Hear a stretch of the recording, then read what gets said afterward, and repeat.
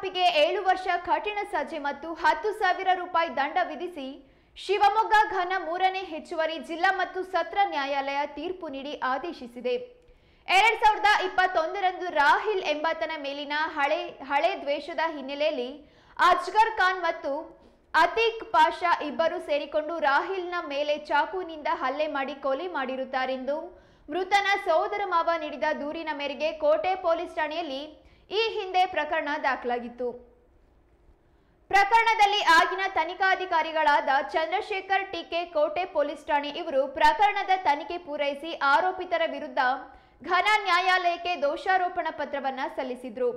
ಸದ್ಯ ಘನ ನ್ಯಾಯಾಲಯ ಆರೋಪಿಗೆ 1ನೇ ಆರೋಪಿ ಅಜ್ಗರ್ ಖಾನ್ ವಿರುದ್ಧ ಆರೋಪ ದೃಢಪಟ್ಟ ಹಿನ್ನೆಲೆಯಲ್ಲಿ ಮಾನ್ಯ ನ್ಯಾಯಾಧೀಶರಾದ ಯಶವಂತ್ ಕುಮಾರ್ ರವರು 1ನೇ ಆರೋಪಿತನಿಗೆ 7 ವರ್ಷ ಕಠಿಣ ಕಾರಾಗೃಹವಾಸ ಶಿಕ್ಷೆ ಮತ್ತು 10,000 ರೂಪಾಯಿ ದಂಡ ವಿಧಿಸಿ ಆದೇಶಿಸಿರುತ್ತಾರೆ.